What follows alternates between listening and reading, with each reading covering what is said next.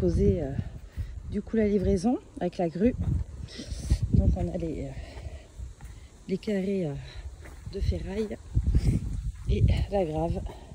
Voilà, de quoi bosser, ainsi que quelques sacs de ciment. Mais il y a de quoi faire maintenant, hein. On a tout. Il n'y a plus qu'à finir de faire le coffrage. Donc là on est en train de fignoler. On a fait qu'un côté. Bon, les planches de coffrage, c'est des planches de récup hein, qu'on avait sur la palissade en bois, donc elles sont un peu vrillées. Mais bon, on va se débrouiller avec. Le trait du milieu, ça correspond là où on va mettre les poteaux pour monter les palissades en composite. Je vais vous faire voir, on a la marchandise. Ça, c'est les panneaux de décor en alu qui iront sur le haut. Dedans, là, vous avez tous les poteaux. Ça, c'est les profils de finition en haut et en bas. Et les lames de composite, elles seront comme ça. Donc, c'est brun. On les a choisis bruns pour en fait aller avec le cabanon. Ouais, puis j'aime bien la couleur marron, comme le bois. Je trouve que c'est sympa. Ça se compose comme ça, vous voyez. C'est des lames assez épaisses qui s'emboîtent. Et voilà, on vient de finir de sceller les poteaux en partie. Donc là, tous les poteaux sont mis, la première couche de ciment est mise. Maintenant, on attend que ça prenne un petit peu pour faire après la finition. Là, on a mis le piquet de la voisine pour accorder son grillage. Parce que là, vu que je fais mes sapinettes, en fait, on ne continue pas jusqu'au bout. Donc, on va raccorder le grillage ici. Et donc là, voilà, on a coulé les 3/4 du béton. On attend que les poteaux prennent. Et puis, une fois qu'ils ont pris, on fera la finition sur le dessus, là, dans l'après-midi. Ça nous permettra d'enlever, en fait, les supports qu'on a mis pour tenir d'aplomb. Maintenant, la suite, c'est finir de couler, mettre à niveau, bien lisser. Et on laissera sécher pendant plusieurs jours avant de décoffrer et passer au montage et lame. Bon, ben voilà, ça y est, c'est terminé. On a coulé à niveau du coffrage. Donc maintenant, on va attendre 2 jours de sèche avant de décoffrer. Voilà ce que ça donne de loin. Donc là, maintenant que le temps de sèche est fait, qu'on a décoffré, les poteaux sont bien scellés, on peut s'attaquer au montage des lames. Donc je vais vous faire voir comment on procède sur une partie. Et puis après, on répète la même chose en fait sur toute la longueur qu'il y a à faire. On prend un profil bas qui va se glisser en bas. Ça va être la partie qui maintiendra la première lame. Alors on l'insère entre les poteaux, là, et on vérifie qu'elle est d'aplomb. On ne sait jamais, normalement la dalle est d'aplomb, mais bon, là du coup c'est bien d'aplomb, donc on peut continuer le montage.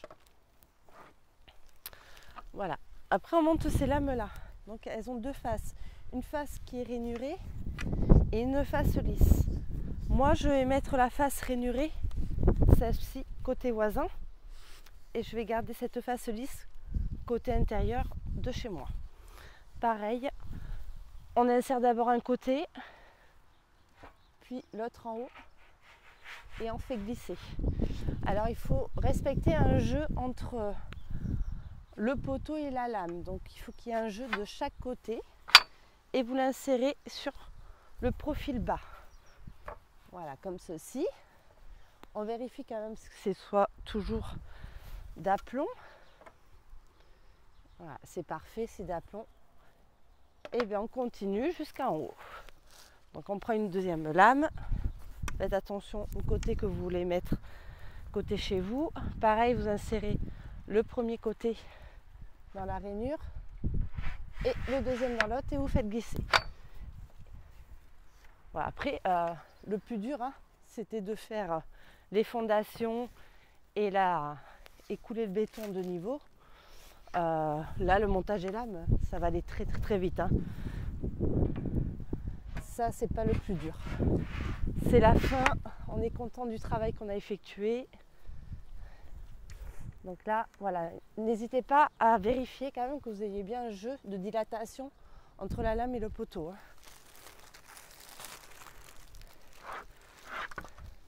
Et ça c'est important parce qu'en fait, le composite travaille.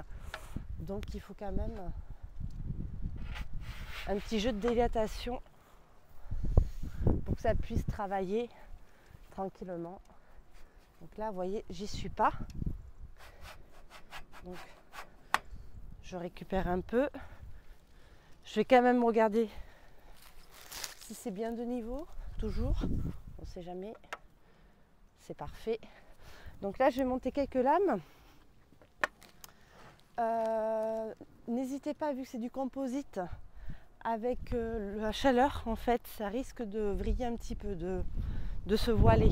Donc n'hésitez pas à mettre un renfort. Ce sont des renforts en alu ou en acier, peu importe, qui s'insèrent à l'intérieur. Ça permet de rigidifier les lames. Il faut en mettre une toutes les 2 lames ou une toutes les 3 lames. Ça dépend les conseils du fabricant, mais une toutes les 2 lames, c'est quand même mieux. Ça évitera que ça vrille et que ça se voile en fait avec le temps et la chaleur. Donc là, pareil, faire très attention au jeu de dilatation entre les poteaux.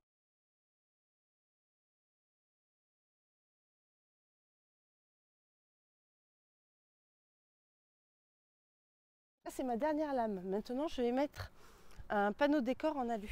Voilà, je vais insérer ça. J'ai voulu prendre un décor comme ça en alu, très ajouré, pour en fait laisser passer le vent et qu'il y ait moins de prise au vent. Parce que c'est vrai que ces claustras, le seul souci, c'est en cas de tempête ou de grand vent, tu as une force du vent dessus la structure qui fait que souvent ça plie. Donc on s'est dit, vaut mieux mettre quelque chose d'ajouré, laisser passer un peu l'air.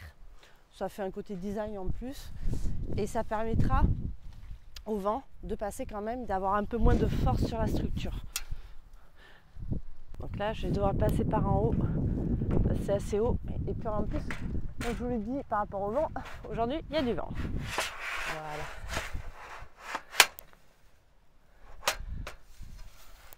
Voilà, le petit panneau de décor. Voilà, comme ça laisse passer le vent. Ensuite, je monte une dernière lame en haut de la structure.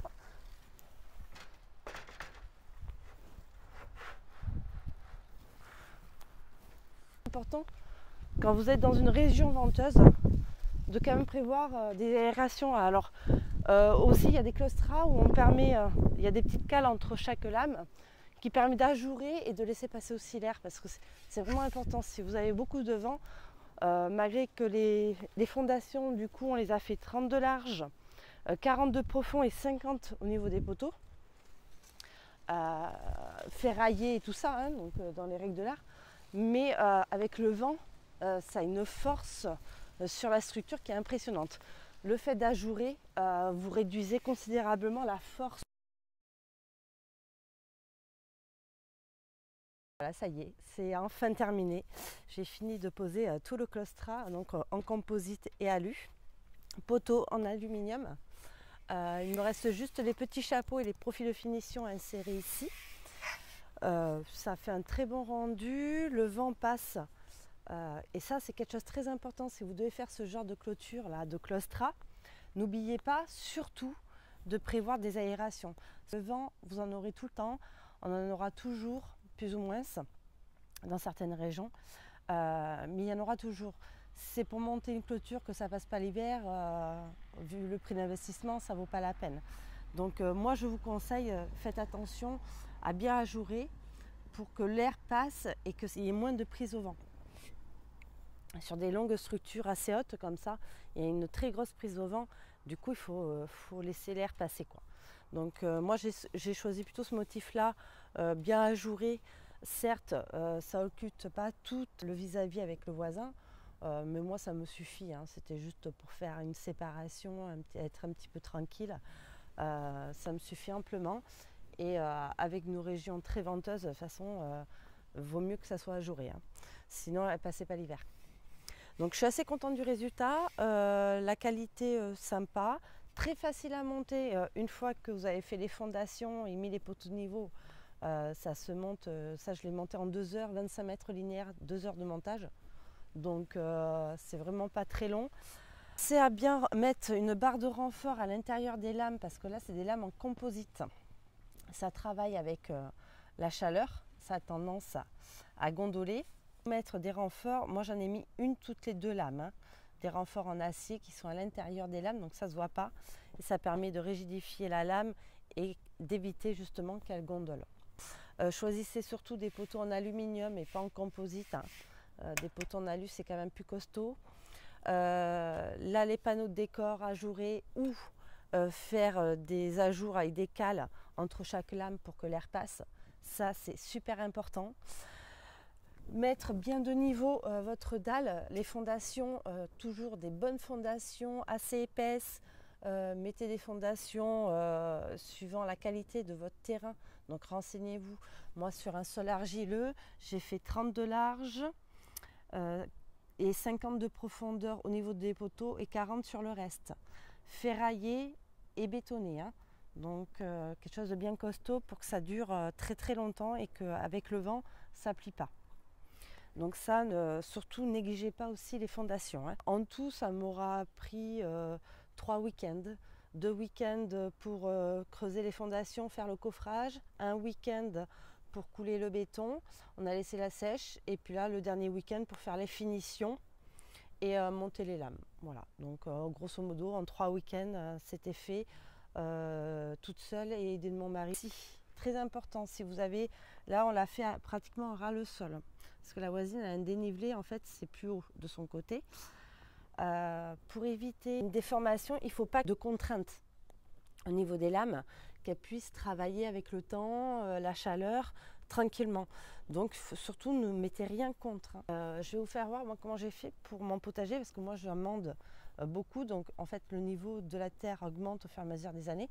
Donc je vais vous faire voir moi ce que j'ai mis pour éviter justement que ça touche mon claustra et que ça l'abîme. Donc je vais vous faire voir ça. Et puis en même temps, je vais vous faire voir sur toute la longueur ce que ça donne. Moi, je suis très contente du résultat. C'est très facile. Voilà, c'est un petit coût financier. Mais bon, dans la durabilité, c'est amorti, quoi. Donc ce que ça donne, du coup, on est parti de là. Ce que je vous ai dit, ce que je dois finir, c'est mettre des petits profils de finition, là, vous voyez, entre. Du coup, ils vont venir s'insérer à l'intérieur ici. Donc ces petits profils en alu, je vais les découper. Et après, vous avez le petit chapeau qui vient par-dessus. Et ce que j'ai fait, voilà, c'est ça. J'ai mis des petites bordures béton pour justement laisser le jour et qu'il n'y ait pas de contrainte contre mes lames. Donc à ce niveau-là, il n'y aura pas de contrainte puisqu'il y a des petites bordures en béton. Parce que au niveau de ce côté ici, là, ça serait l'extension de mon potager que je devais faire depuis l'année dernière, je ne sais pas plus. Donc là, ça, je vais le faire. Je vais préparer la terre. Vous allez voir les étapes du coup partant de zéro, hein, parce qu'il n'a jamais été travaillé ce sol. Donc vous allez voir toutes les étapes. Puis je vais faire une petite finition, une petite palissade encore en bois. Ça va être super sympa. Ça va dégager. Je vais dégager ma serre aussi. Je vais créer du coup tout le long une petite palissade en hauteur pour palisser cette chayotte qui prend trop de place et fait trop d'ombre dans ma serre. Elle est énorme.